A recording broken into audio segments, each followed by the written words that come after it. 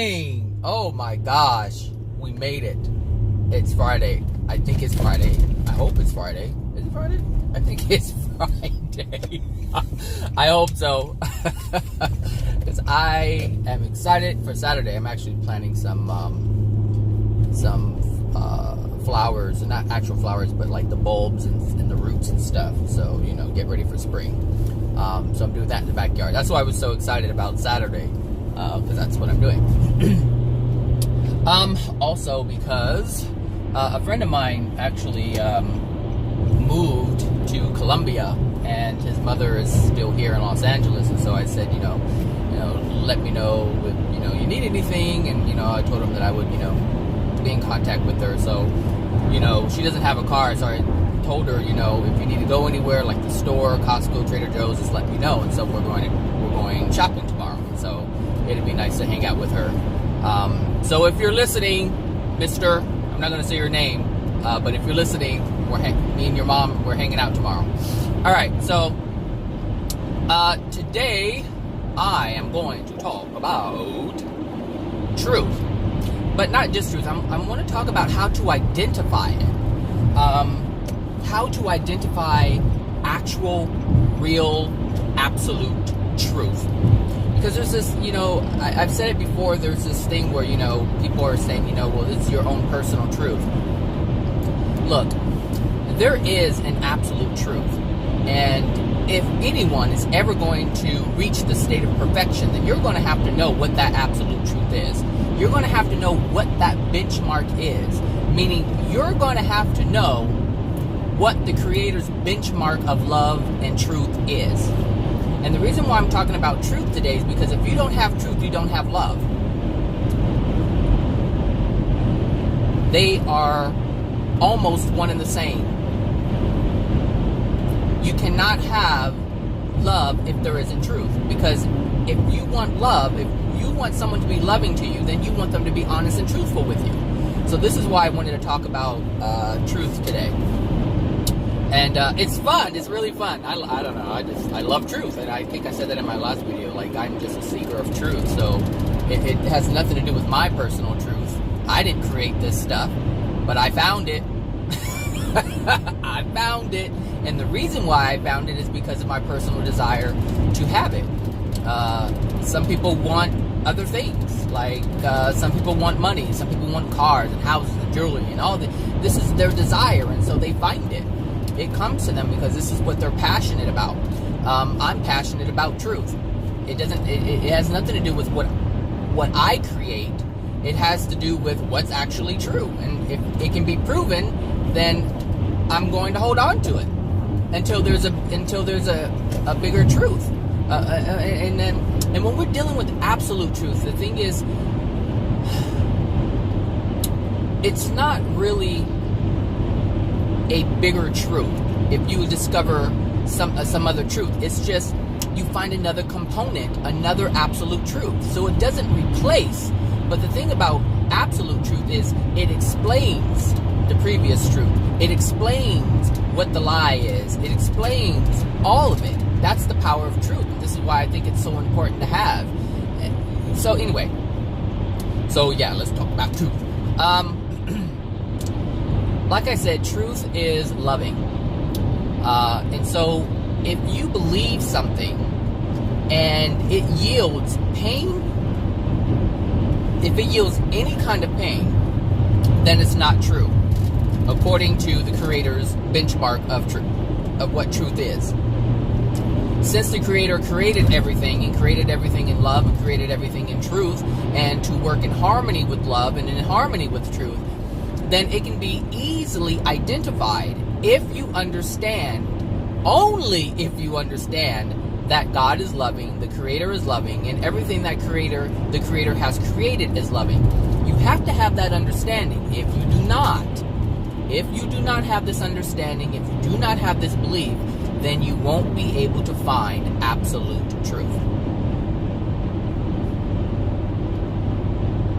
So, if you are experiencing anything that is unloving, anything that is painful, if it makes you feel uncomfortable, it's not true. So if someone's doing something to you, now I'm not talking about beliefs. I'm not saying, someone said, for instance, here's an example. Someone says, these fumes are always up a hill. Someone will say, or could say, well, God isn't real, all right? And that will cause something within someone, especially if they're, let's say, a Christian. Let's say an atheist says, well, God isn't real, and if God was real, why, blah, blah, blah, blah. And the Christian's like, yes, he is. God is real, and he's going to get you if you don't get your life right, right?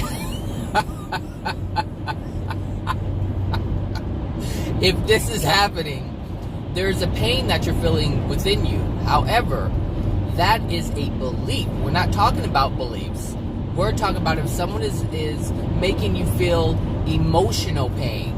Not if someone's irritating because they're not agreeing with you. There's a difference. You have to be very careful with this. We have to be careful with a lot of things because a lot of people are in different spaces, and so they respond differently to different things. But if there's an absolute truth, it doesn't cause any pain. However, you will receive that agitation if you are not in alignment with the truth. So, for instance, if an atheist comes and tells a Christian that the God isn't real and they get agitated, there's a lot of things going on. One, whatever the belief is in terms of the Creator, whatever the belief is in terms of God existing, that which you believe, or I should say, what you believe about it is false. And this is why it's creating a disruption within you. And this is I don't even know why did I go there on this one? That is so confronting. It is confronting to tell someone that what they believe about God is not true. And this is part of this whole benchmark thing. If you understand what is going on, you'll be able to question what you believe. You'll be able to question the information that you received. Because if anybody, especially if you're a Christian, that means you're part of a religion, and that means someone gave you an idea or a concept of what God is. However, if it makes you angry, then the concept you have of God is not absolute truth. This is how you're able to figure this out. So, I guess since I already opened a can of worms with the Christians, and I'll just keep it going. If there is a belief that God will punish you, and you get angry or fearful about it, that's because that statement is untrue. It's not true. If God is loving, then God cannot inflict pain, because being loving doesn't mean inflicting pain. And I know this is a concept that is believed a great deal on the planet. You feel God's wrath, but God's wrath is only because He loves you. I just had this conversation a couple of weeks ago with someone. It's not true. So this is how you're able to discern what is true and what is not from the Creator's perspective. And if you can accept this and use it, then you'll be able to become a more loving person, because then this will allow you to release yourself from the unloving beliefs that you have, holding the untruths that you hold, because anything untrue will cause pain.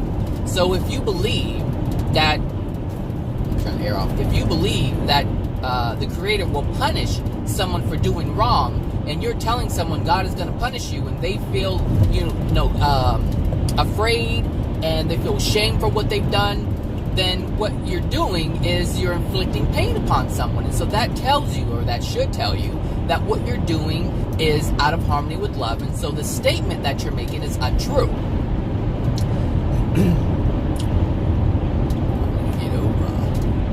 So, yeah, truth will never, ever, ever, ever, ever, ever, ever cause pain.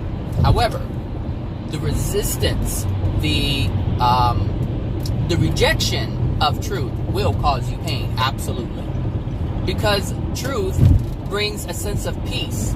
Truth brings a sense of serenity, assurance. That's what truth brings. Absolute truth. Why is my camera ugly like that? There's something on my window? Oh, I think there's a bug. Hold on a second. I know those people behind me are hot if they just wash their car. Sorry. There. So yeah, these fumes, man, choking me.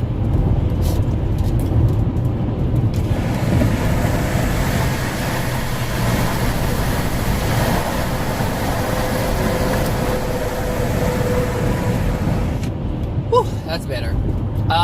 Yeah, truth will not yield any pain whatsoever. Absolute truth. I'm not talking about personal truth. See, personal truths are opinions.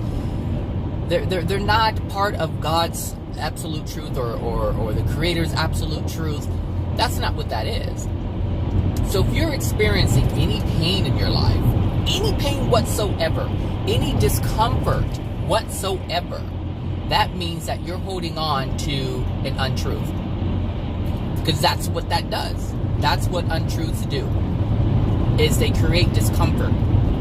They create uncomfortability. They create pain. And the denial of that the denial of accepting truth, because here's the thing, if you hold untruths within you and someone presents truth to you, you're going to get agitated.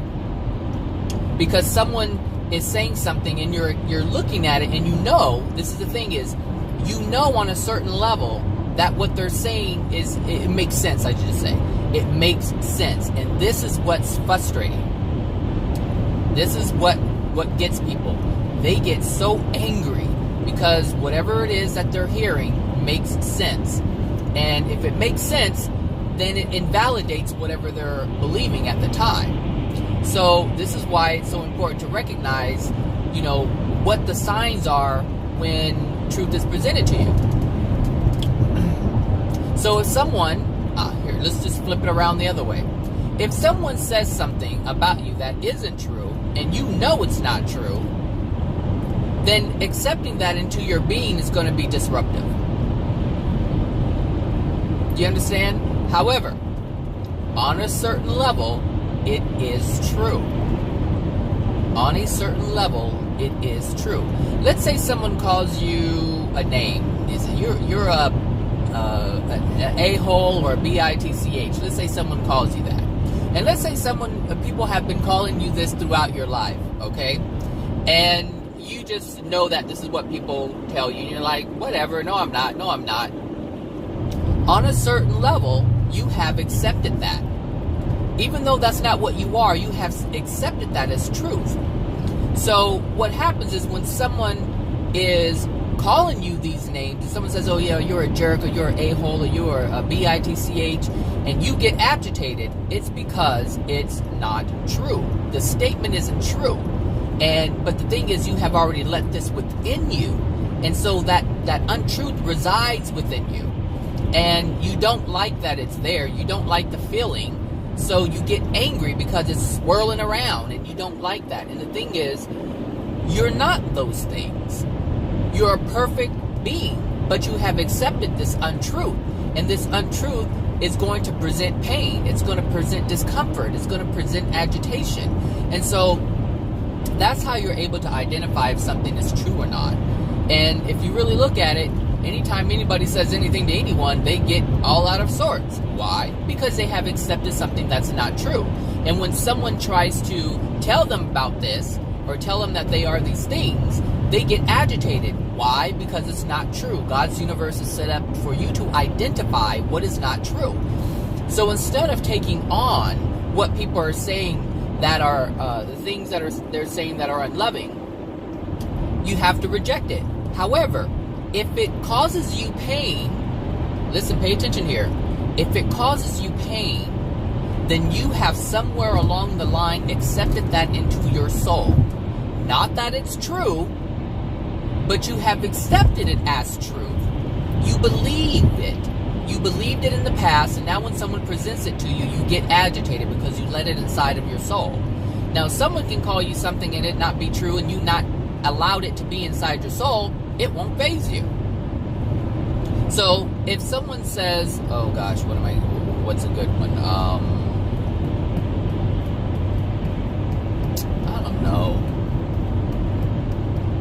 Okay, so I think I used this example before, but I use it as a little boy. Well, someone says, oh, you're just stupid or you're ignorant. If they call me stupid or ignorant, well, it depends on what it is. So, like, I'm not great at math, and so I thought I was like stupid for not knowing math very well. But that's only one subject. So, but if I hone in on that, if I believe that I'm stupid because I don't know a great deal about math, well, that means I'm going to allow whatever they're saying to me to affect me. Why? Because it's already in my soul. It's a belief about math that stems from my childhood. Since that's how I felt as a child, then that's going to affect me as an adult if I have not released that emotional injury. Oh God, no. I think there is a dispensary around here. Skunks cannot be in this area, just lighten it up like that. Anyway, gosh, so strong. So, yeah, that a childhood belief. So the thing is, these emotional injuries from when we're children affect our adulthood. And if we accepted untruths as a child, they're going to trigger us when we hear it as an adult. And the reason why we're triggered, because the soul is conditioned, the soul is programmed, I should say. The soul has been programmed by the Creator to recognize when something is not true. This is our internal compass that we have that has been given by the Creator. And it's within the ROM of the soul, the read-only memory of the soul. It's just in there. It's hardwired. You can't do anything about it, and you should just be glad you have it. So that's what's happening is you have something that you believe, and then you have the program that God has set within our soul to allow us to recognize when something isn't true. So when we get agitated, it's because there's an untrue statement that is affecting us, and the reason why it's affecting us is because it's within us, and this is the law of attraction, which is why the law of attraction happened. The event had to happen so that you can be triggered by what the person is saying, so that you can recognize that you have something within you that doesn't belong. Because if it doesn't resonate with you, I don't even like that word resonate, because people got that all jacked up. If it doesn't trigger you, then it's not in you. That's if you're honest with yourself. Because if you're in denial, well, actually, let me change that. You will be triggered internally, but you will project something else. So you will always be triggered internally, meaning you'll feel some kind of way about it, but if you want to project that nothing is wrong, you just won't respond. You'll just like, whatever, you don't know what you're talking about. But it really bothers you inside. So this is how to identify what is true and what isn't true. And this is how you identify absolute truths. So if someone calls you out of your name and it bothers you, that means that it happened when you were a kid and it's triggering you now because you didn't get rid of it. But if someone calls you a name and it doesn't faze you, then you didn't allow that to enter your soul as a child. And so therefore, nothing can be triggered within you. Does it make sense? I hope so. So yeah. So there is no personal truth.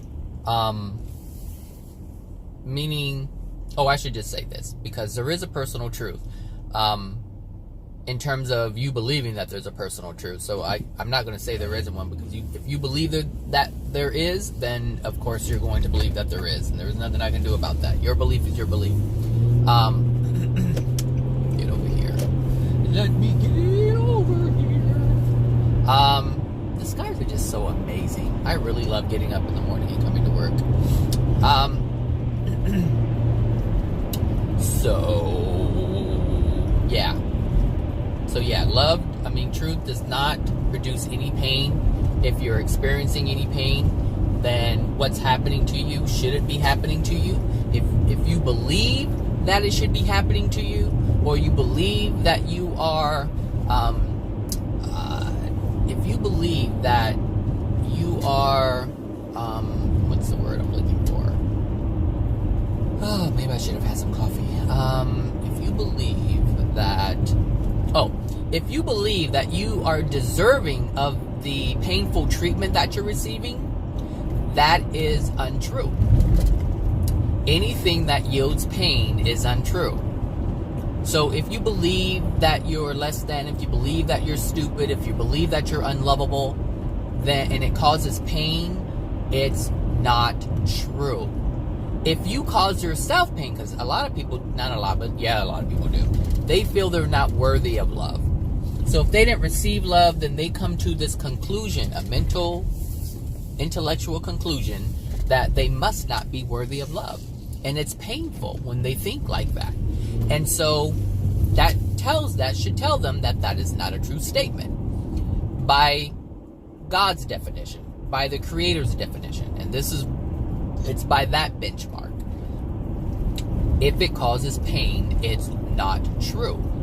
If a family member or a friend says, you know what, you're not about shit, blah, blah, blah, blah, and you feel pain from it, it's not true.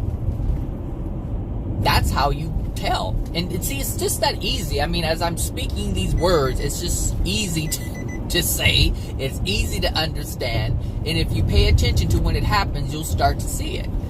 You'll understand that what I'm saying is true. And the thing is, anyone who feels that they are worthy, who feels that they are, they're confident about themselves, they're sure of themselves, without being arrogant, these things, if they truly believe these things, anything that anyone says that's opposite or contradicts that won't faze them. They'll look at them like, what are you talking about? They'll understand that you must be in a lot of pain, because I know that's not what I am. Do you understand? I hope you understand. Yeah, let's see what else. Let's see. What other examples can I use? If someone tells you that you can't do something and you feel bad about it, you feel just feel down, that means whatever you just heard is not true. If someone says, oh, you can't do this because, it's hard work, it's a lot of work, or if someone says, oh, hey, I've been doing this, and you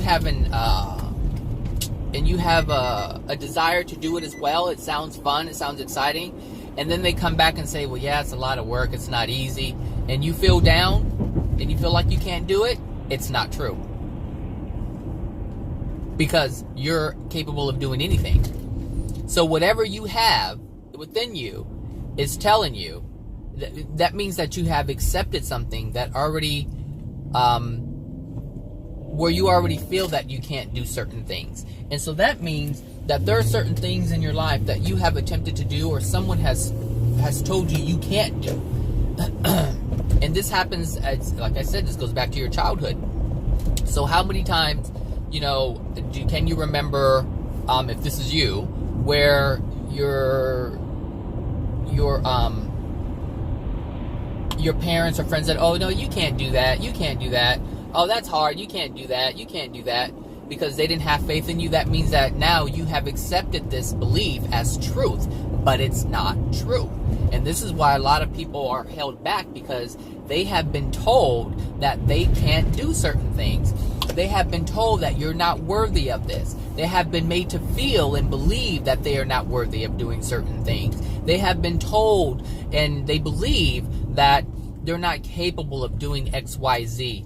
So all these different things affect their life as a whole. And so when you look at certain cultures, I'm not going to mention any cultures, I'm sure you can figure them out. If you look at certain cultures, there are certain cultures who don't really thrive for much. And they're frustrated by it. But the only reason why they don't thrive for much is because they believe that they can't. But that belief is an untrue belief. It's not true. But they have accepted this on a soul level, on an emotional level. There's an emotion within them that has been passed on to them from generations prior, where they were made to feel like they are not capable or worthy. And even if they do reach success, and the thing is, if you're one of these people and you reach success, understand, so understand that there's someone who, and this is interesting,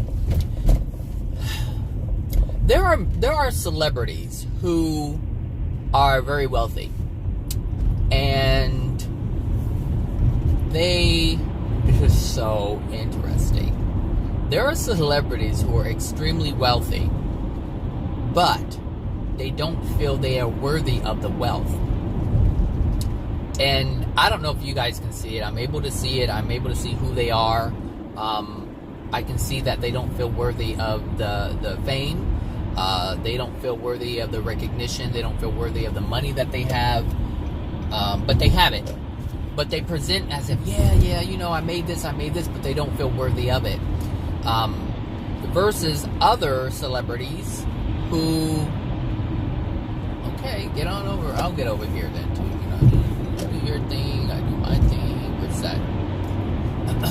Actually, go around here. See, you're already putting on the brake lights. Anyway, there are other celebrities who are simply confident. They like the money doesn't make them. They have it. They know they have it. They know they're worthy of it. But there are individuals who do not feel they're worthy of this money.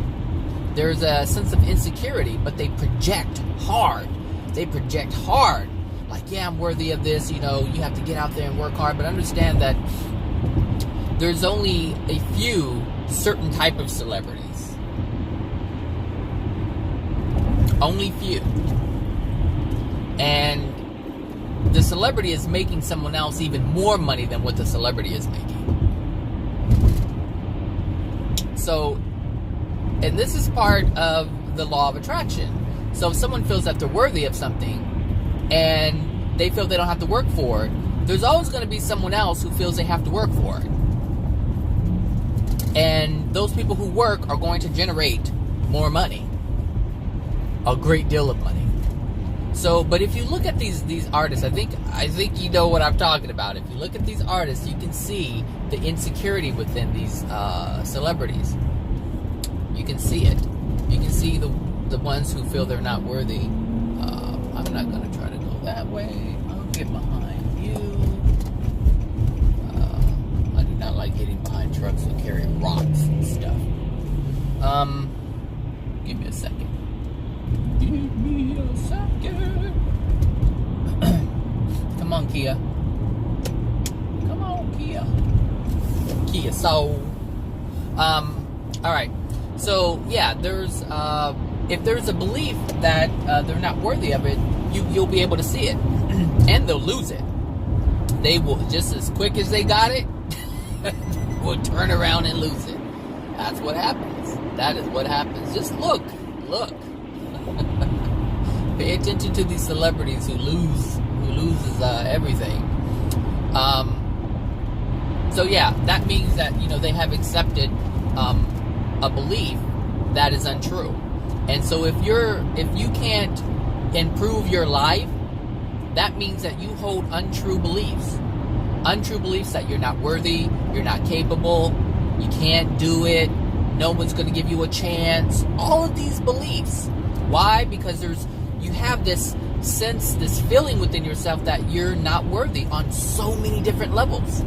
So if it's difficult for you to learn something, it's because you feel that you're not worthy of that knowledge. You feel that you are not capable of learning, of accepting more knowledge. This is the problem, because this is dictating your entire life.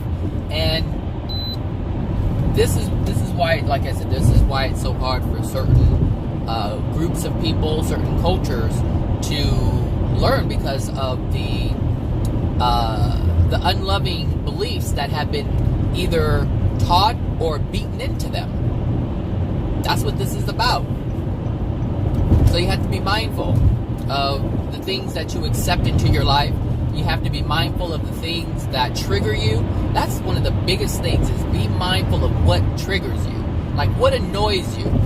What really gets you going? Like, what pisses you off? It's important to look at these things, because that means that whatever someone's saying to you is untrue, but you hold that untruth within you as a belief. And you may say that, no, I don't believe that I'm like that. This is how you can tell what is of the mind, or this is how you can tell if you're in denial or not. If someone is saying something negative to you or about you, that means that you hold it within your soul. So if you turn around and say, I don't know what you're talking about, or you don't know what you're talking about, and I'm not like that, that means that you're in denial. Because it wouldn't be coming to you if it didn't reside within you. And it wouldn't be triggering you if it wasn't within you. But understand, if it's triggering you and you're experiencing pain, then it's not true. This is how you identify what truth is, what actual truth is. If you can remember these principles, you'll be on your way to a completely different life. You'll start to catch yourself. It'll take some time in the beginning. It will definitely take some time but you have to have a desire for this. You listen to this video one time and you're like, yeah, okay, nothing's going to change for you. But if you really want to not be miserable anymore, if you really want to have a life where people don't dump their problems on you, if you want to have a life where people aren't taking advantage of you, if you want to have a life where you're not struggling anymore, you'll have a pure desire to change, to be different. But if that's not your pure desire, if that's not a soul desire, it's just a desire of the mind, it's not going to work. I was talking to someone yesterday about salads and dieting, and not really dieting, but just eating different. And that person said, it's they have to be disciplined. And I said, well, no, because discipline is actual, is not going to, it's not, discipline is of the mind. It's not soul based. So if you have to discipline yourself, that means that you have a desire to do something completely different. And so you have to use a lot of mind power, a lot of willpower, in order to make yourself do something that your soul really wants to do. So if your soul really wants to eat beef and pork and all other kind of things, then that's a true desire. But there's a reason why your soul is desiring that. Now, if you try to make yourself say, "Oh, I'm going to eat. I'm going to go to the grocery store. I'm going to buy stuff for salads, and I'm just going to eat that." But if that's not what your true desire is, it's not going to last. That's what discipline is. And so you don't want to have to discipline yourself. You want to have a pure desire to change, to be different. On a soul level, it must be there. But in order to achieve that, you have to come to recognize that there's something within you that you want different. If you really want a different body, then that means you have to be completely dissatisfied with the current body that you have. And that's not going to happen unless you're fed up with it. You really have to look at your body and be dissatisfied with it. And so my suggestion to the person was, stand in the mirror. Stand in the mirror and look at yourself. If you're one of these people who is not satisfied with your body, you don't like the way your clothes fit, and this has nothing to do with anybody else's opinion about you, or what anybody else believes is perfect or right or good or anything. It has nothing to do with that. What I'm saying is, if you look in the mirror and you are dissatisfied with what you have, with who you are, what you see in the mirror, then feel that dissatisfaction, and understand that if you're not happy, because this is the reason why I have suggested that, is because you want to have a feeling of dissatisfaction. You don't just want to think, oh, I'm just not happy with my body. No, you want to feel. You want it to be an emotion, because this is how the soul works. The soul works with emotion. And so you want to get the mind on board. And so you look at it and you're like, this doesn't look right. I don't feel attractive. I don't feel healthy. I don't feel this. I don't feel that. That's what you need to feel. And if it's a painful emotion, if it makes you feel, if there's discomfort, then that means that whatever you're looking at is not true, meaning there's a better version of you that can be had. That's important, because when you feel discomfort, that lets you know that there's something better to be had. And if you look in the mirror and you are not satisfied with your body, then that means that there's something better to be had. And what you're looking at, that discomfort, is untrue. It doesn't have to, ooh, ran a red light. It doesn't have to be that way. So, oh, he threw me off. In fact, he threw me off flying through here. So yeah, so that was my recommendation. I said, you know what, just look in the mirror. And this is interesting because for a while, you know, and someone had posted this on Facebook. They're like, do you get out of the shower, or do you dry yourself off in the shower or out of the shower? And I was like, I dry myself out of the shower and in front of the mirror. So for a while, I was, you know, you look at your body, you want to make sure everything's right, you know, there aren't any weird things going on with it. So that's how I dry off. I dry off in the mirror. But at some point, I was like, I was looking at my body. I'm like, I liked my body before. Like, I liked the body I had before, like when I was in my 20s. And I was like, now I got this little roll here. I'm like, I'm not happy with that, you know. And so I was looking at it, and I was like really feeling like, this is not cool. I don't like this. I prefer something else. And there was a discomfort. And so I started desiring, you know, and feeling like my old body, like I wanted to have that again. And then before you know it, I was, why does this thing keep coming on? Hold on a sec. I'm trying to close the vent, but something's not. I don't know what's going on.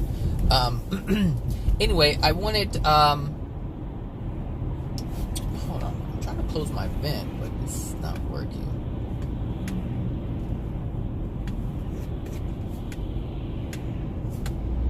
This is ridiculous. Maybe I just want my vent closed. Like, is it that serious? Anyway, whatever. I was desiring, you know, my old body. I wanted it back.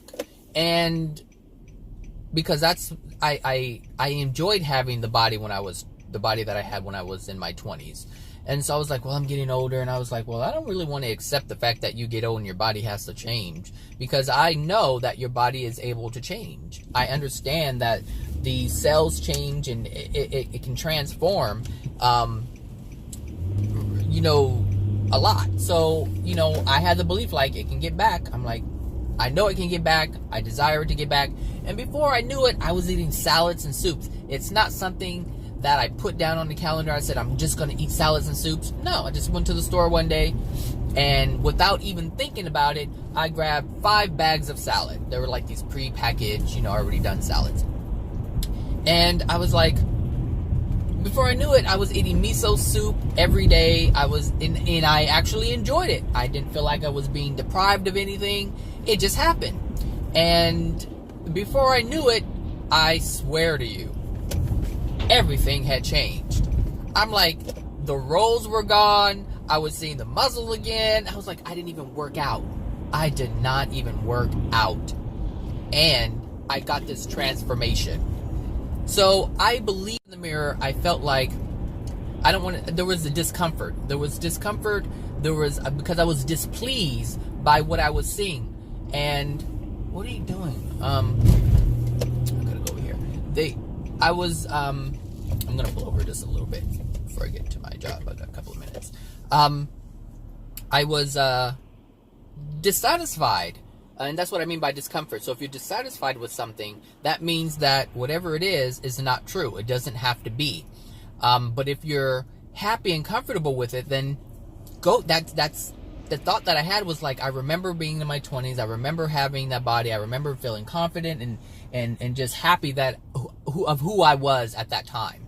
And like I said, I changed because it was on an emotional level. It was on a soul level. And so since it was on a soul level, I didn't have to force anything. I didn't have to use my will to make something happen. It just automatically happened. And to this day, I can eat salads and soups. Like, I don't even crave any chicken like that, like chicken and potatoes and corn and rice and whatever it is, you know. I don't crave that stuff anymore. I just eat differently, and I didn't even force myself to. Plain yogurt, I hate plain yogurt. Well, I should say I used to hate plain yogurt, but now I eat it with some fresh berries in the morning and I'm good. So I'm not even eating heavy pancakes or hash browns or anything like that. And I don't even feel as if I'm missing something. So if you have a desire to change, it has to be on a soul level. It has to be on an emotional level. This is why it's so important to get with your emotions about things. Don't just think about things, feel about things. How do you feel about this? How do you feel about the decision that you're making? Not logical, does this make sense? How does it feel? Because a lot of times we can make decisions that make sense, but they're harmful to ourselves and others. This is why it's important to get in touch with your soul. Your soul is the compass. The soul is the compass. When there's a great deal of pain, the soul is the compass to let you know that why the pain is there. It's letting you know, hey, this is what's going on. So when you listen to my videos and I talk about these different topics about universal laws and how they affect us and how they react to our soul, you put the pieces together and you'll start to see why the things are happening in your life. And once you have that understanding, you're able to just naturally change because you're allowing yourself to feel it.